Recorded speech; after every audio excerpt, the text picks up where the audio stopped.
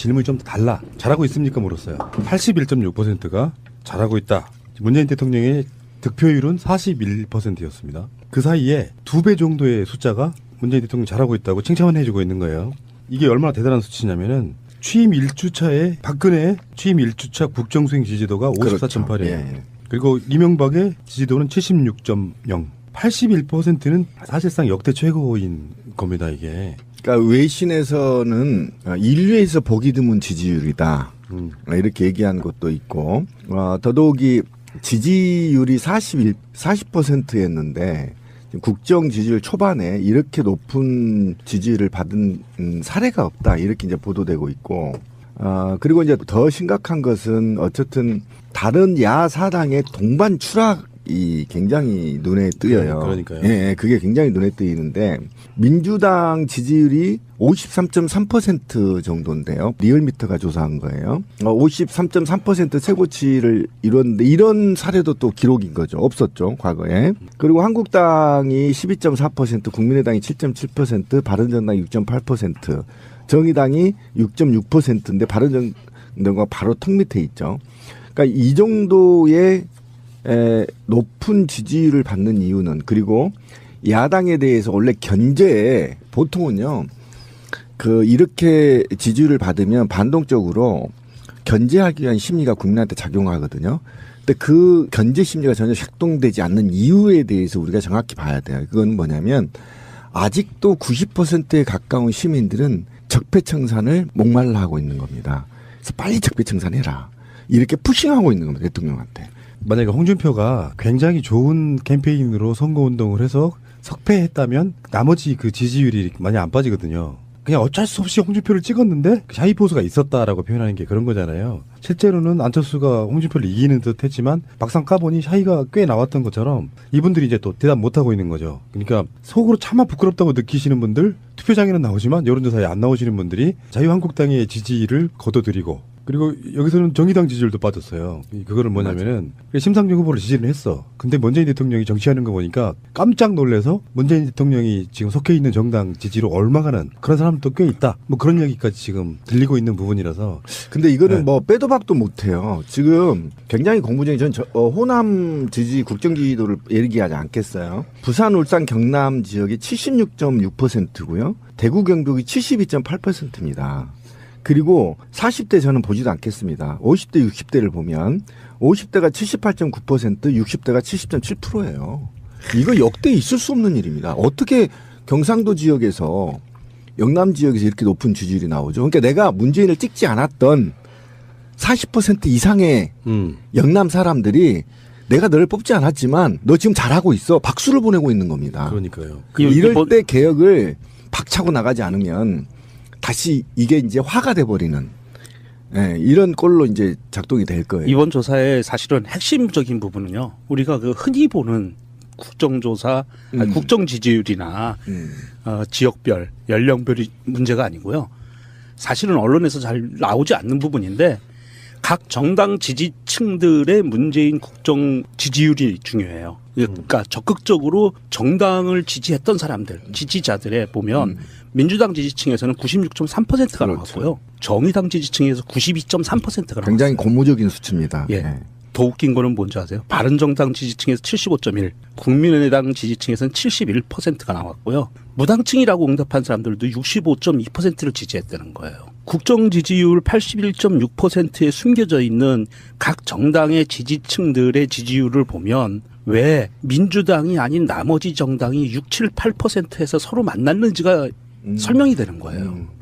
그러니까 나는 이 정당을, 내가 선호하는 정당을 지지했지만 지금 보니까 문재인 대통령이 너무 잘해. 그러니까 내가 선호하는 정당 자체가 옮겨가는 현상이 벌어지는 거예요. 반전 효과가 좀 있다고 보거든요. 문재인을 선거 과정 내내 계속 욕했던 부분들 중에 사람들이 이제 우리처럼 지지한 사람들은 그 사람이 어떤 부드러움과 어떤 강함을 갖고 있는지 알잖아요. 근데 문재인이라고 하는 사람에 대한 선입견만 갖고 있던 사람들 입장에서 보면 뭐 대충 뭐 친문 패권으로 이거 대통령 되면은 뭐 잘하겠어 하는 그 부정적 이미지 갖고 있던 사람들이 보니까 웬걸? 아니거든요. 그러니까 이게 갑자기 멘붕에 빠진 상태라고 봐요. 그래서 와 되게 잘한다 하고 끌려가는 그런 분위기가 있다고 보고, 지금 현재 세대별로 보면 이게 보통 문제가 아닌 게 20대는 84.7, 30대는 87.7, 그럼요. 예. 40대는 88.7, 50대는 78.9, 60대도 70.7이니까 저는 겁납니다. 왜 겁이 나냐면은 어느 날 이런 지지를 보내다가 급격하게 어떤 프레임에 빠져서 진실을 떠나서 지지를 처리하게 되는 국민들이 생길까 봐 오히려 겁날 정도로 너무 좋은 상태. 그러니까 이런 건 있긴 해요. 진짜 세용지마 이론인데 걱정 사사는 걸 수도 있는데 좋을 때 관리를 잘해야 된다. 박근혜가 초창기 때 우리 기억을 나보면 인수위 시절부터 굉장히 많은 논란들이 휩싸여요. 초창기 때 장관들 7명인가 낙마하는 사태가 들이미는 사람들마다 다 하자투성이었잖아요. 그러면서 초장부터 삐끗하기 시작하거든요. 이런 부분들이 처음부터 이렇게 너무 분위기 좋을 때 민주당 선거 과정에서도 관계자들하고 이렇게 인터뷰를 해보면 정말로 분위기는 좋지만 조심스럽게 가자 붕 뜨지 말자 헛발질하지 말자 이렇게 하는 것처럼 이 분위기 꾸준히 이어가면 사실상 개혁에 굉장히 많은 동력이 되겠죠.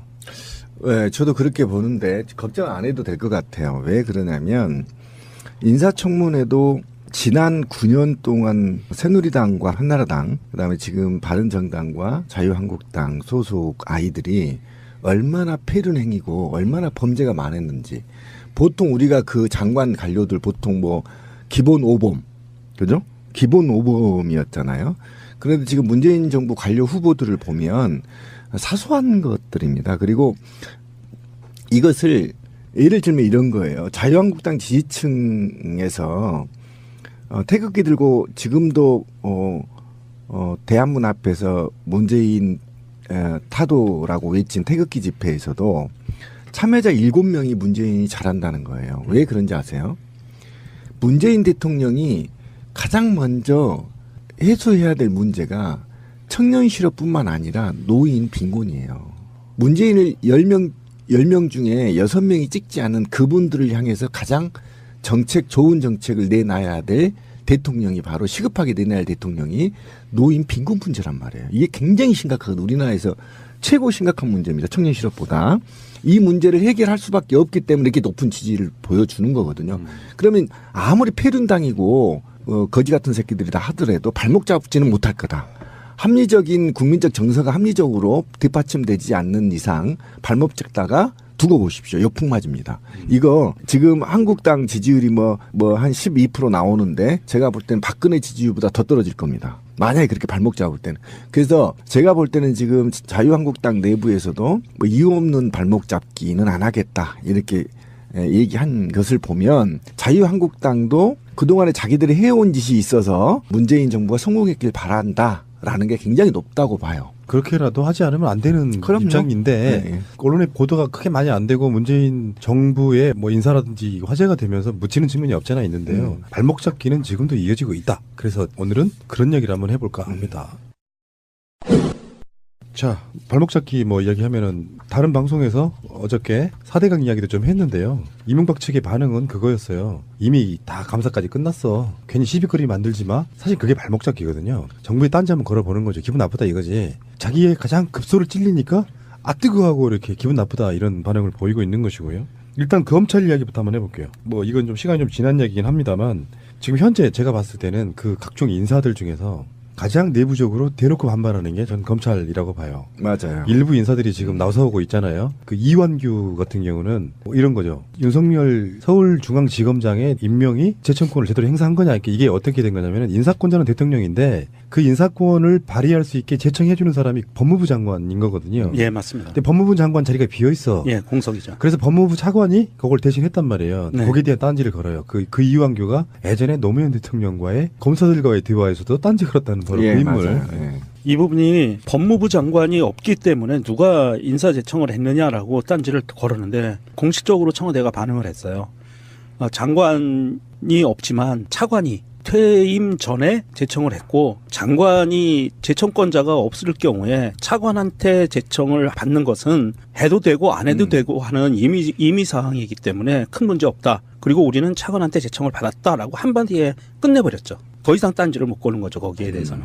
권한 대행이니까 그냥 차관이 아니고 권한 대행이고 법적으로 다 법무부 장관이 거리 시에 차관이 권한 대행하는 건 당연한 거잖아요. 네. 그게 법적으로 보장돼 있는 거고. 그래서 황교안이가 대통령 권한 대행을 했고 대통령이 해야 될 일들을 지가 달아서 한 것처럼 거기에 대해서는 진짜 별로 할 말 없는 자들이 이렇게 딴지를 걸어요. 딴지를 건다는 게 대부분 그런 거거든요. 윤석열이 마음에 안 든다 이렇게 말 못하니까 그렇죠. 절차에 하자가 없는지 궁금해. 그러니까 기본적으로 그런 마인드 갖고 있는 거예요. 이 방송 이제 전에 노무현 대통령과 검사들과의 대화를 제가 방송으로 좀 넣어놨는데요. 그거를 여러분들이 다시 한번 들어보셨겠지만 굉장히 새로우실 겁니다. 노무현 대통령은 검사들과의 대화 같은 자리를 사실은 만들 필요가 없었어요.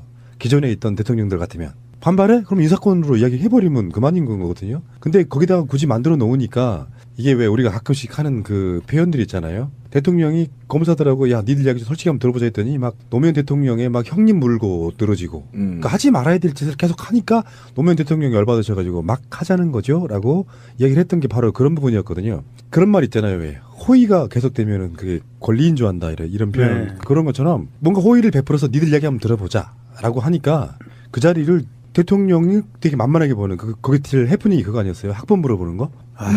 대학교도 안 가신 분한테? 83학번이냐고 물어봤던 거죠. 그러니까 그런 것처럼 지금 뭐 그 김경진 의원하고 우병우하고의 그때 그 국회에서 청문회 때 보면은 그때 그런 얘기 하잖아요. 우병우가 다 모른대. 사실 우병우밖에 알 사람이 없는 이야기를 다 모른대. 그러니까 그 김경진 의원이 그런 얘기 하잖아요. 당신 같은 검사들 때문에 나라가 망가졌다. 그렇지. 물론 일부 10%건 5%건 억울한 지점이 있을 수 있겠지. 근데 이건 그렇게 봐야 됩니다. 무소불위의 권력을 가졌던 집단이 개혁을 당하려고 하니 자기들 간에 꼴 같자는 거예요. 이를테면 지금 이영렬 전 서울중앙지검장이 그래도 박근혜의 탄핵 그 시점에서 박근혜 수사를 주도한 사람이고 일종의 공이 있는 건데 어떻게 그 사람을 좌선시키느냐 하는 이야기거든요. 걔네들은 국민적 여론에 떠밀려가지고 억지로 했다는 게 바로 드러났고 결론적으로는 우병우하고의 짬짬이를 통해서 우병우만 불구속된 상태. 사실은 우병우는 불구속시킬 수밖에 없는 상태로 검찰이 기소했다. 특검이 털어준 것도 내용이 넣지 않았다 이렇게 나오고 있지 않습니까? 그런 측면. 이영렬은 정말 하고 싶어서 수사를 한 게 아니라 자기도 하려고 어쩔 수 없이 한 수사의 결과 다 구속시켰지만 우병우만큼은 구속 못 시키는 상태로 갔던 거거든요. 검찰국장하고 돈 봉투 주고받으면서. 이런 것들이 사실은 발목 잡기의 첫 번째 일환인 거예요. 반발하는 거. 검찰은 지금 이제 제가 볼 때는 아마 반발을 준비할 거예요. 왜 그러냐면 검찰 권력이 굉장히 오래돼 있고 권력화되어 있고 수군화되어 있기 때문에 굉장히 이제 반발이 있을 건데 지금 가장 큰 문제는 반발을 할 수 있는 자기들의 어떤 명분이 없어요. 그러니까 검찰이 그동안에 어차피 지금 노무현 정부에서부터 어쨌든 로스쿨 제도가 지금 말은 많지만 어쨌든 로스쿨로 반이 지금 채워져 있는 상태고 사법고시가 제가 알기로는 곧 지금 폐쇄되는 것으로 알고 있어서 그래서 어쨌든 에리트 중심으로 갔던 검찰들이 이제는 일반화되거나 또는 수준화되어 있는 거죠. 그런 측면에서 봤을 때 어쨌든 검찰이 이 정도가 내부의 망에 좀 올릴 정도 정도의 반발 이외에는 크게 하지 못할 거다. 왜 그러냐면 직무실에서 섹스나 하고 자빠져 있고 길거리에서 딸딸이나 치고 있고 국민들은 온갖 적폐하겠다고 집회하고 있는데 지들은 돈봉투 잔치하고 여성 또 검찰들은 스폰서에서 또 연애하고 돈 받고 이런 검찰이 무슨 국민 앞에서 기소권 유지해 주세요 이렇게 얘기할 수 있는 명분이 있는 거냐 있어요? 없죠. 예, 짱돌 맞습니다. 지금 말 한마디 나 대한민국 검찰에 했다가 너 이리 와 이 새끼야 짱돌 맞아요. 어디 가서도 검찰이란 말 못해요 지금. 요걸 바꿔야 되는 게 참 딜레마인 건 맞는데 노무현 대통령한테는 그렇게 바른 말 잘하던 애들이 이명박근혜 기간 동안 그런 말 한마디라도 했습니까? 그 상태로 그냥 권력에 복종해버린 거잖아요. 그 기간 동안에 아마 바른 말 해가지고 옷 벗은 사람이 최동욱 검찰총장, 윤석열 그쵸. 현 서울중앙지검장 정도잖아요. 그래서 사실 그 윤석열이라고 하는 검사는 진보 보수가 아니야 보면은. 그렇죠. 심지어 왜 그 노무현 대통령의 측근들도 사법처리하는 사람이었고 그렇죠, 그렇죠. 그 일화를 보면 되게 재밌는 게 엄청 많더만요. 그 윤석열 그 검사 지금 검사장인 거지 이제. 그 일화를 보면은 어느 쪽에서도 윤석열에 대해서는 인간적으로 말을 못 한다는 거예요. 맞아요. 검찰 내부에서도 말을 못하는 거죠. 워낙 강직한 사람이라. 그러니까 그게 원래 검찰의 모습이었지. 그렇죠. 예. 공정성.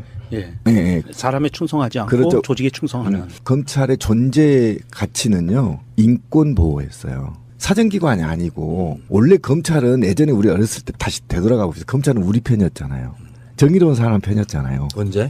어렸을 때 검찰을 배울 때 그렇게 배우잖아요. 아, 배울 때. 네, 예를 들면 교과서에는 그러니까 피해자의 편인 거야. 검찰은 항상. 지금도 마찬가지죠. 피해자 편인 거잖아요. 가해자는 변호사가 필요한 거고 피해자는 변호사가 필요 없듯이 어쨌든 검찰은 항상 정의로움의 상징이었단 말이에요. 잘 기억해 보세요. 어렸을 때. 근데 지금은 검찰이 그 정의로움이라는 이미지가 사라지고 그렇지. 악마 같은 생각이 들잖아요. 권력의 개. 개. 개뿐만 아니라 스스로도 악을 창출해내. 난 그 윤석열이 대단하다고 느끼는 게요. 보통은 윤석열 지검장이 기습하게 하니 다 물러나야 된다고 생각하는 분위기가 있잖아요. 그보다 더 심각한 거는 뭐냐면은 정권이 알아서 그냥 그 댓글 국정원 수사 소신껏 했다고 찍어냈잖아. 그렇지. 그래서 이제 한직으로만 보내잖아요. 뭐 대부분 다 옷을 벗거든요. 근데 이분이 그 국회에 나와서 했던 말 중에 그런 거 있었어. 나는 조직을 사랑한다. 뭐 특정 사람에게 종상하지 않는다. 그래서 왜 다 옷 벗고 나와가지고 검찰 그냥 쓰레기 되게 내버려 두는 게 아니고 막 온갖 모욕을 당하면서도 한직으로 돌아요. 그러다가 여기까지 자기 조직을 지키잖아요. 나는 이게 대단하다고 보는 거예요. 예, 맞아요. 쉽지 않을 건데. 그때 당시에 윤석열 검사가 그렇게 찍혀서 한직으로 내려갈 때 우리 쪽에 있는 유명하신 분이 그런 얘기를 했어요. 옷 벗지 말고 끝까지 버텨라. 맞아. 끝까지 버텨다. 기억나네. 예, 그랬었어요. 그래서 이런 날이 오면 검찰을 제자리로 돌려놓을 수 있는 사람이 되다오라 그런 이제 의미의 이야기였는데 그것이 제대로 먹혀 들어갔고요. 윤석열 지검장 일화를 좀 잠깐 말씀드릴까요? 윤석열 지검장이 서울대 법학과 79학번인데요. 80년 광주민주화운동을 무력 진압한 전두환에 대해서 학교에서 모의 재판을 열고 자기가 검사 역을 맡아서 전두환에게 사형을 구형했어요. 멋지네. 그래가지고 도망갔어요. 그 왜냐하면 이제 수배 당하니까 도망을 갔고요. 강직한 사람이죠. 김대중 정부 당시에서도 박희원 치안감을 소환해가지고 하루 만에 자백을 받아냈대요. 얼마나 철두철미하게 증거를 수집했는지 박희원 치안감이 영장실질심사도 포기했었다고 하고요. 현대차 비자금 사건이 2006년에 당시 검찰총장에게 면담을 신청하고 구속해야 한다 그러면서 사표를 내미는 거예요. 구속영장 안 내주면 사표 내겠다. 그래서 어쩔 수 없이 검찰총장이 구속하기로 결정해서 구속이 됐고요. 박근혜 정부에서는 뭐 말할 것도 없고 뭐 연수원 동기 모임에서도 예전에 식사를 하고 한 사람이 카드로 결제하고 나머지가 몰아주자. n분의 1. 한 명이 카드로 결제하고 각자 먹은 돈 그 사람한테 주자 그랬더니 윤석열 그 지검장이 그때 그랬대요. 이거에 대해서 이건 카드깡이다. 하면 안 된다. 그래가지고 못했대요. 이 양반 심하네. 아주 쪼삐타기가 거의 문재인스러운 사람이에요. 아주 강직하신 분이네. 우리나라 검찰을 반석에 올려놓을 만한 분이세요. 우리 신비님하고는 비교할 수 없을 만큼. 이게 민주당의 박범계 의원이 있죠. 예, 이 박범계 의원이 전직 판사였는데 연수원 동기래요. 그렇죠. 예, 연수원 동기였고 이 박범계 의원이 페이스북에 이런 글을 썼었어요. 국회의원과 현직 검사가 사석에서 함께 있으면 정치 중립성이 훼손될 수 있다는 당연한 사실을 나에게 깨우쳐 주었다라고 이런 글도 쓰고요.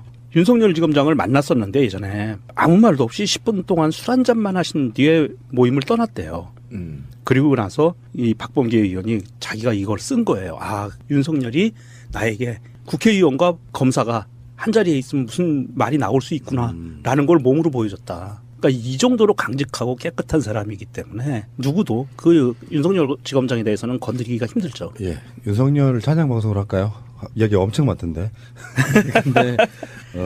근데 어쨌든 검찰은 윤석열의 뛰어난 청렴성이나 정의로움으로 바꿀 수 없다라는 게 제 생각이에요.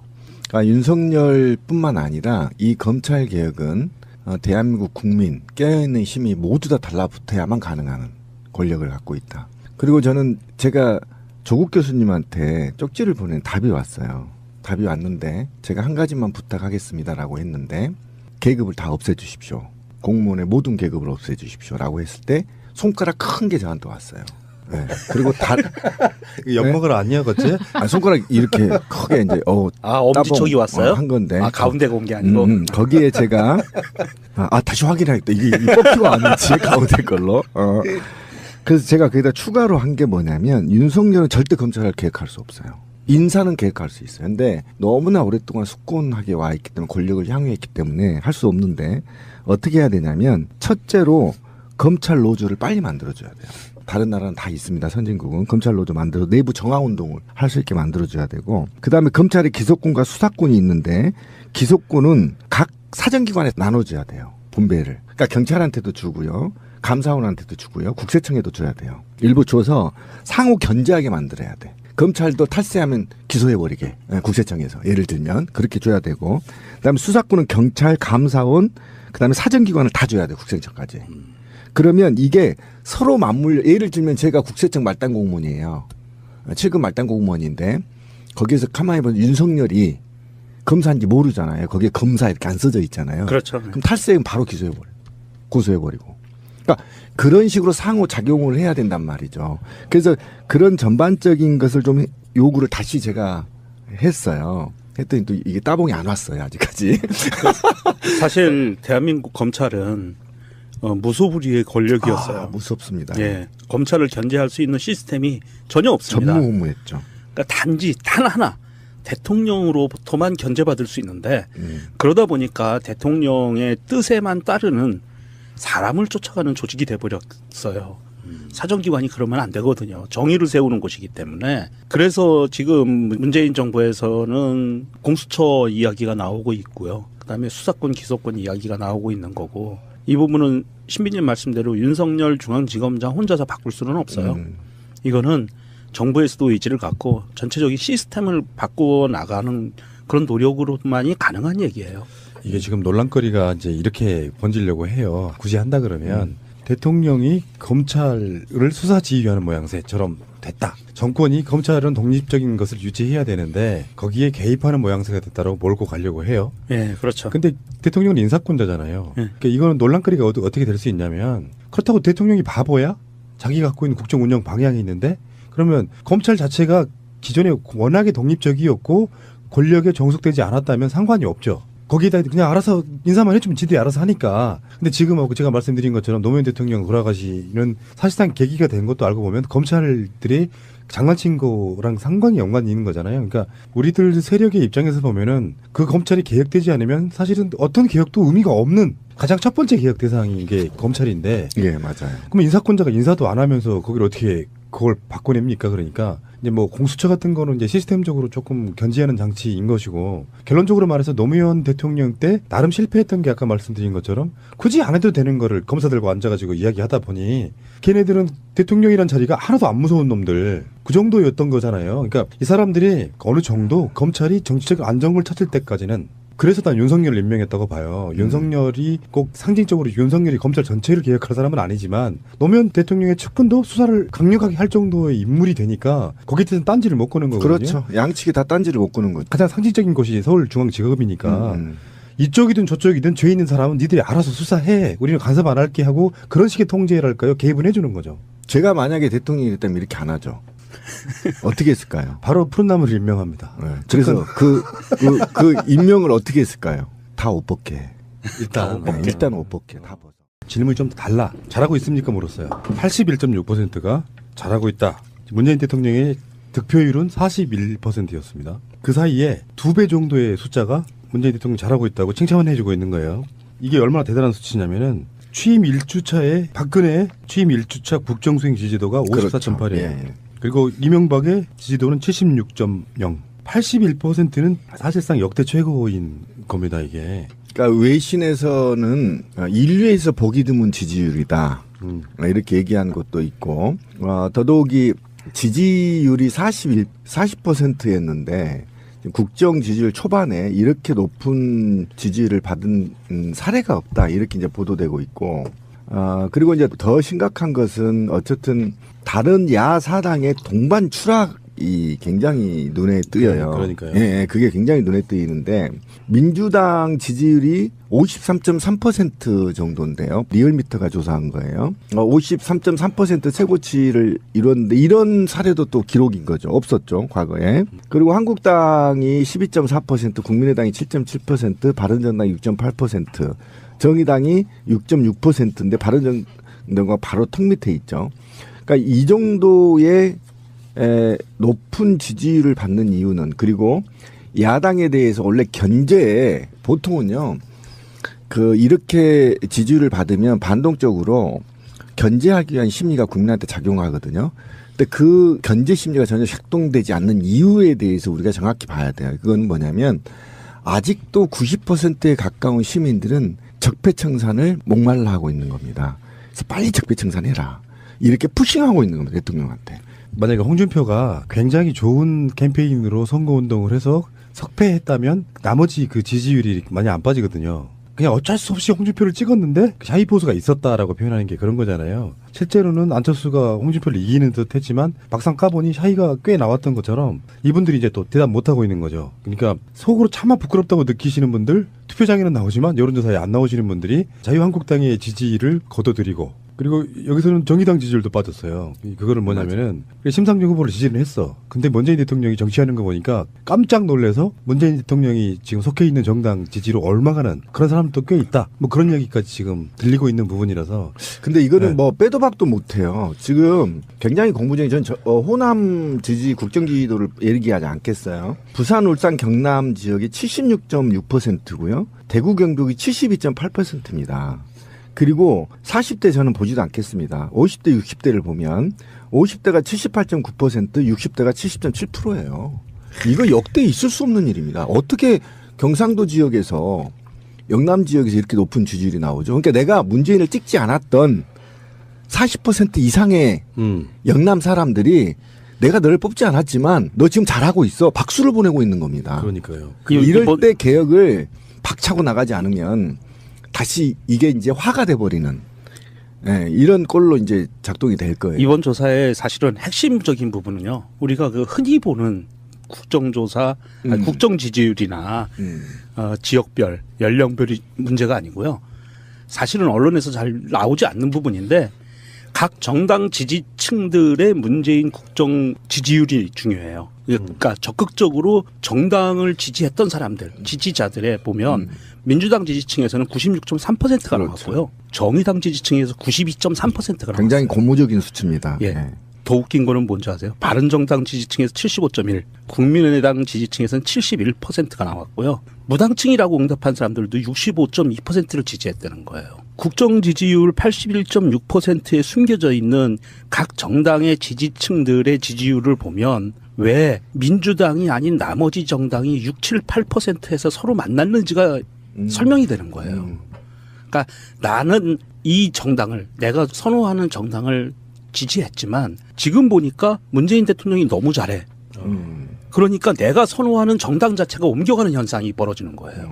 반전 효과가 좀 있다고 보거든요. 문재인을 선거 과정 내내 계속 욕했던 부분들 중에 사람들이 이제 우리처럼 지지한 사람들은 그 사람이 어떤 부드러움과 어떤 강함을 갖고 있는지 알잖아요. 근데 문재인이라고 하는 사람에 대한 선입견만 갖고 있는 사람들 입장에서 보면 뭐 대충 뭐 친문 패권으로 이거 대통령 되면은 뭐 잘하겠어 하는 그 부정적 이미지 갖고 있던 사람들이 보니까 웬걸? 아니거든요. 그러니까 이게 갑자기 멘붕에 빠진 상태라고 봐요. 그래서 와 되게 잘한다 하고 끌려가는 그런 분위기가 있다고 보고, 지금 현재 세대별로 보면 이게 보통 문제가 아닌 게 20대는 84.7, 30대는 87.7, 그럼요. 예. 40대는 88.7, 50대는 78.9, 60대도 70.7이니까 저는 오히려 겁납니다. 왜 겁이 나냐면은 어느 날 이런 지지를 보내다가 급격하게 어떤 프레임에 빠져서 진실을 떠나서 지지를 처리하게 되는 국민들이 생길까 봐 오히려 겁날 정도로 너무 좋은 상태. 그러니까 이런 건 있긴 해요. 진짜 세용지마 이론인데 걱정 사사는 걸 수도 있는데 좋을 때 관리를 잘해야 된다. 박근혜가 초창기 때 우리 기억을 나보면 인수위 시절부터 굉장히 많은 논란들이 휩싸여요. 초창기 때 장관들 7명인가 낙마하는 사태가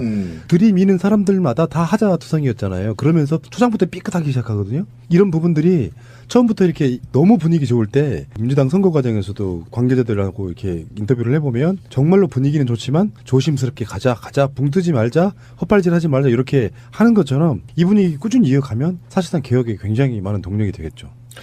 네, 저도 그렇게 보는데 걱정 안 해도 될 것 같아요. 왜 그러냐면 인사청문회도 지난 9년 동안 새누리당과 한나라당, 그다음에 지금 바른정당과 자유한국당 소속 아이들이 얼마나 폐륜 행위고 얼마나 범죄가 많았는지. 보통 우리가 그 장관 관료들 보통 뭐 기본 5범, 그죠? 기본 5범이었잖아요.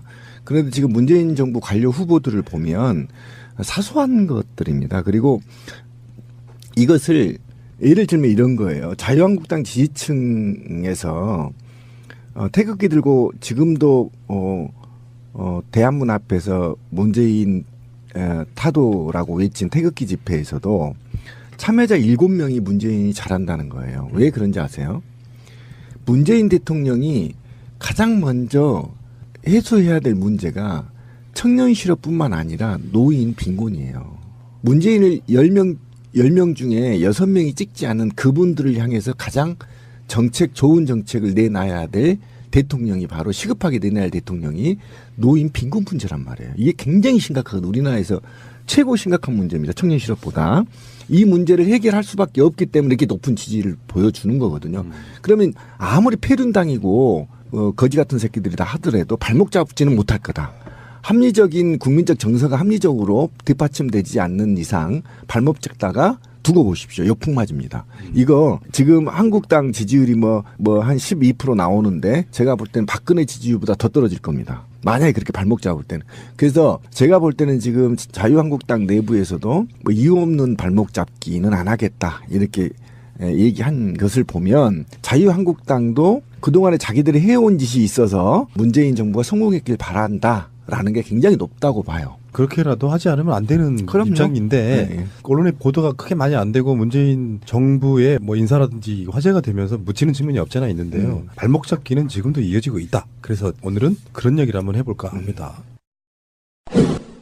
자, 발목 잡기 뭐 이야기하면은 다른 방송에서 어저께 4대강 이야기도 좀 했는데요. 이명박 측의 반응은 그거였어요. 이미 다 감사까지 끝났어. 괜히 시비거리 만들지 마. 사실 그게 발목 잡기거든요. 정부에 딴지 한번 걸어보는 거죠. 기분 나쁘다 이거지. 자기의 가장 급소를 찔리니까 아 뜨거워하고 이렇게 기분 나쁘다 이런 반응을 보이고 있는 것이고요. 일단 검찰 이야기부터 한번 해볼게요. 뭐 이건 좀 시간이 좀 지난 얘기긴 합니다만 지금 현재 제가 봤을 때는 그 각종 인사들 중에서 가장 내부적으로 대놓고 반발하는 게 전 검찰이라고 봐요. 맞아요. 일부 인사들이 지금 나서고 있잖아요. 그 이완규 같은 경우는 뭐 이런 거죠. 윤석열 서울중앙지검장의 임명이 재청권을 제대로 행사한 거냐. 이게 어떻게 된 거냐면 인사권자는 대통령인데 그 인사권을 발휘할 수 있게 제청해주는 사람이 법무부 장관인 거거든요. 예, 맞습니다. 근데 법무부 장관 자리가 비어 있어. 예, 공석이죠. 그래서 법무부 차관이 그걸 대신했단 말이에요. 네. 거기에 대한 딴지를 걸어요. 그 이완규가 예전에 노무현 대통령과의 검사들과의 대화에서도 딴지 걸었다는 바로 예, 그 인물. 맞아요. 예. 이 부분이 법무부 장관이 없기 때문에 누가 인사제청을 했느냐라고 딴지를 걸었는데 공식적으로 청와대가 반응을 했어요. 장관이 없지만 차관이 퇴임 전에 제청을 했고 장관이 제청권자가 없을 경우에 차관한테 제청을 받는 것은 해도 되고 안 해도 되고 하는 임의 사항이기 때문에 큰 문제 없다. 그리고 우리는 차관한테 제청을 받았다라고 한마디에 끝내버렸죠. 더 이상 딴지를 못 거는 거죠. 거기에 대해서는. 권한 대행이니까 그냥 차관이 아니고 권한 대행이고 법적으로 다 법무부 장관이 거리 시에 차관이 권한 대행하는 건 당연한 거잖아요. 네. 그게 법적으로 보장돼 있는 거고. 그래서 황교안이가 대통령 권한 대행을 했고 대통령이 해야 될 일들을 지가 달아서 한 것처럼 거기에 대해서는 진짜 별로 할 말 없는 자들이 이렇게 딴지를 걸어요. 딴지를 건다는 게 대부분 그런 거거든요. 윤석열이 마음에 안 든다 이렇게 말 못하니까 그렇죠. 절차에 하자가 없는지 궁금해. 그러니까 기본적으로 그런 마인드 갖고 있는 거예요. 이 방송 이제 전에 노무현 대통령과 검사들과의 대화를 제가 방송으로 좀 넣어놨는데요. 그거를 여러분들이 다시 한번 들어보셨겠지만 굉장히 새로우실 겁니다. 노무현 대통령은 검사들과의 대화 같은 자리를 사실은 만들 필요가 없었어요. 기존에 있던 대통령들 같으면. 반발해? 그럼 인사권으로 이야기해버리면 그만인 거거든요. 근데 거기다가 굳이 만들어 놓으니까 이게 왜 우리가 가끔씩 하는 그 표현들 있잖아요. 대통령이 검사들하고 야 니들 이야기 좀 솔직히 한번 들어보자 했더니 막 노무현 대통령의 막 형님 물고 늘어지고 그러니까 하지 말아야 될 짓을 계속 하니까 노무현 대통령이 열받으셔가지고 막 하자는 거죠 라고 이야기를 했던 게 바로 그런 부분이었거든요. 그런 말 있잖아요. 왜 호의가 계속되면은 그게 권리인 줄 안다 이런 표현. 네. 그런 것처럼 뭔가 호의를 베풀어서 니들 이야기 한번 들어보자 라고 하니까 그 자리를 대통령이 되게 만만하게 보는 거기 til 해프닝이 그거 아니었어요? 학번 물어보는 거? 대학교도 안 가신 분한테? 83학번이냐고 물어봤던 거죠. 그러니까 그런 것처럼 지금 뭐 그 김경진 의원하고 우병우하고의 그때 그 국회에서 청문회 때 보면은 그때 그런 얘기 하잖아요. 우병우가 다 모른대. 사실 우병우밖에 알 사람이 없는 이야기를 다 모른대. 그러니까 그 김경진 의원이 그런 얘기 하잖아요. 당신 같은 검사들 때문에 나라가 망가졌다. 그렇지. 물론 일부 10%건 5%건 억울한 지점이 있을 수 있겠지. 근데 이건 그렇게 봐야 됩니다. 무소불위의 권력을 가졌던 집단이 개혁을 당하려고 하니 자기들 간에 꼴 같자는 거예요. 이를테면 지금 이영렬 전 서울중앙지검장이 그래도 박근혜의 탄핵 그 시점에서 박근혜 수사를 주도한 사람이고 일종의 공이 있는 건데 어떻게 그 사람을 좌선시키느냐 하는 이야기거든요. 걔네들은 국민적 여론에 떠밀려가지고 억지로 했다는 게 바로 드러났고 결론적으로는 우병우하고의 짬짬이를 통해서 우병우만 불구속된 상태. 사실은 우병우는 불구속시킬 수밖에 없는 상태로 검찰이 기소했다. 특검이 털어준 것도 내용이 넣지 않았다. 이렇게 나오고 있지 않습니까? 그런 측면. 이영렬은 정말 하고 싶어서 수사를 한 게 아니라 자기도 하려고 어쩔 수 없이 한 수사의 결과 다 구속시켰지만 우병우만큼은 구속 못 시키는 상태로 갔던 거거든요. 검찰국장하고 돈 봉투 주고받으면서. 이런 것들이 사실은 발목 잡기의 첫 번째 일환인 거예요. 반발하는 거. 검찰은 지금 이제 제가 볼 때는 아마 반발을 준비할 거예요. 왜 그러냐면 검찰 권력이 굉장히 오래돼 있고 권력화되어 있고 수군화되어 있기 때문에 굉장히 이제 반발이 있을 건데 지금 가장 큰 문제는 반발을 할 수 있는 자기들의 어떤 명분이 없어요. 그러니까 검찰이 그동안에 어차피 지금 노무현 정부에서부터 어쨌든 로스쿨 제도가 지금 말은 많지만 어쨌든 로스쿨로 반이 지금 채워져 있는 상태고 사법고시가 제가 알기로는 곧 지금 폐쇄되는 것으로 알고 있어서 그래서 어쨌든 에리트 중심으로 갔던 검찰들이 이제는 일반화되거나 또는 수준화되어 있는 거죠. 그런 측면에서 봤을 때 어쨌든 검찰이 이 정도가 내부의 망에 좀 올릴 정도 정도의 반발 이외에는 크게 하지 못할 거다. 왜 그러냐면 직무실에서 섹스나 하고 자빠져 있고 길거리에서 딸딸이나 치고 있고 국민들은 온갖 적폐하겠다고 집회하고 있는데 지들은 돈봉투 잔치하고 여성 또 검찰들은 스폰서에서 또 연애하고 돈 받고 이런 검찰이 무슨 국민 앞에서 기소권 유지해 주세요 이렇게 얘기할 수 있는 명분이 있는 거냐 있어요?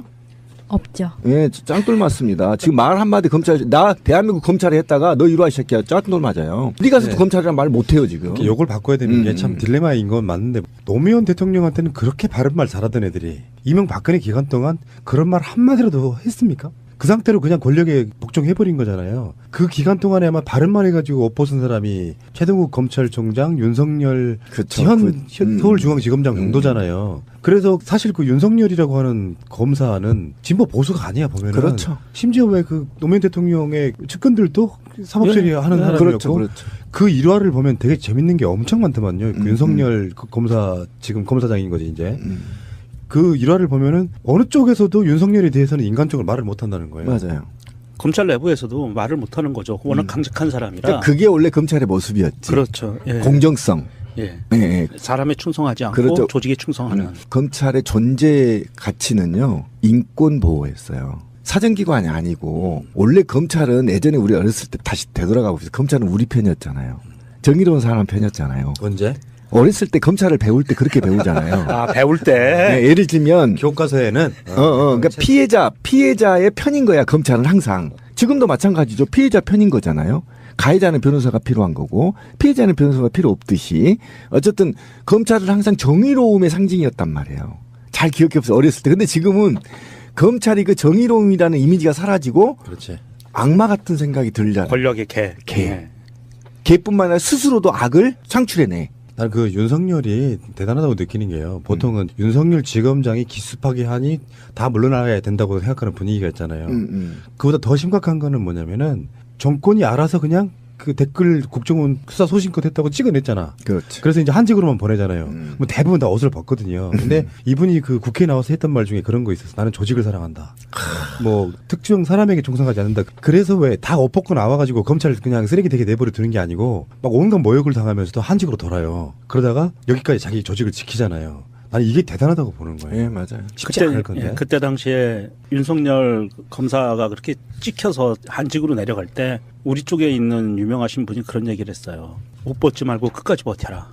맞아. 끝까지 버텨다. 기억나네. 그랬었어요. 그래서 이런 날이 오면 검찰을 제자리로 돌려놓을 수 있는 사람이 되다오라 그런 이제 의미의 이야기였는데 그것이 제대로 먹혀 들어갔고요. 윤석열 지검장 일화를 좀 잠깐 말씀드릴까요? 윤석열 지검장이 서울대 법학과 79학번인데요. 80년 광주민주화운동을 무력 진압한 전두환에 대해서 학교에서 모의 재판을 열고 자기가 검사 역을 맡아서 전두환에게 사형을 구형했어요. 멋지네. 그래가지고 도망갔어요. 그 왜냐하면 이제 수배 당하니까 도망을 갔고요. 강직한 사람이죠. 김대중 정부 당시에서도 박희원 치안감을 소환해가지고 하루 만에 자백을 받아냈대요. 얼마나 철두철미하게 증거를 수집했는지 박희원 치안감이 영장 실질 심사도 포기했었다고 하고요. 현대차 비자금 사건이 2006년에 당시 검찰총장에게 면담을 신청하고 구속해야 한다 그러면서 사표를 내미는 거예요. 구속영장 안 내주면 사표 내겠다. 그래서 어쩔 수 없이 검찰총장이 구속하기로 결정해서 구속이 됐고요. 박근혜 정부에서는 뭐 말할 것도 없고 뭐 연수원 동기 모임에서도 예전에 식사를 하고 한 사람이 카드로 결제하고 나머지가 몰아주자 n분의 1 한 명이 카드로 결제하고 각자 먹은 돈 그 사람한테 주자 그랬더니 윤석열 그 지검장이 그때 그랬대요. 이거에 대해서 이건 카드깡이다 하면 안 된다. 그래가지고 못했대요. 이 양반 심하네. 아주 쪼삐타기가 거의 문재인스러운 사람이에요. 아주 강직하신 분이네요. 우리나라 검찰을 반석에 올려놓을 만한 분이세요. 우리 신비님하고는 비교할 수 없을 만큼.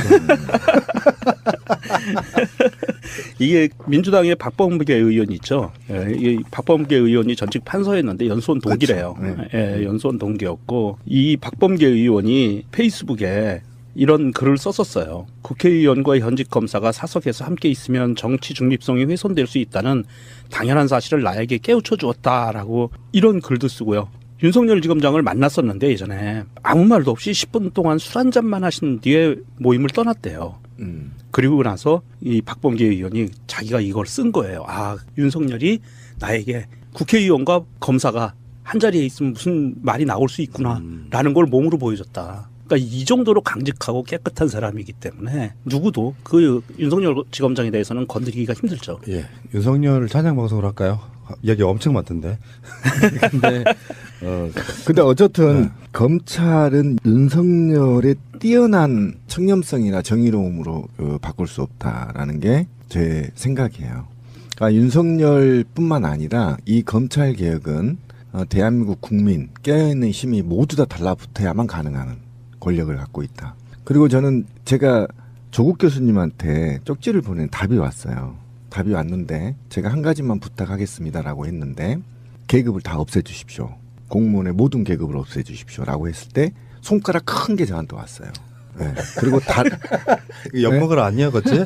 손가락 이렇게 크게 이제 엄지척이 왔어요? 한 건데. 가운데가 온 게 아니고. 거기에 제가 다시 확인하겠다. 이게 뽑히고 왔는지 가운데 걸로. 그래서 제가 거기다 추가로 한 게 뭐냐면 윤석열은 절대 검찰을 개혁할 수 없어요. 인사는 개혁할 수 있어요. 근데 너무나 오랫동안 숙곤하게 와 있기 때문에 권력을 향유했기 때문에 할 수 없는데 어떻게 해야 되냐면 첫째로 검찰 노조를 빨리 만들어줘야 돼요. 다른 나라는 다 있습니다. 선진국은 검찰 노조 만들어 내부 정화 운동을 할 수 있게 만들어줘야 되고 그다음에 검찰의 기소권과 수사권이 있는데 기소권은 각 사정기관에 나눠줘야 돼요. 분배를. 그러니까 경찰한테도 주고요. 감사원한테도 주고요. 국세청에도 줘야 돼요. 일부 줘서 상호 견제하게 만들어야 돼. 검찰도 탈세하면 기소해버리게 국세청에서 예를 들면 그렇게 줘야 되고 그다음에 수사권은 경찰, 감사원, 그다음에 사정기관을 다 줘야 돼 국세청.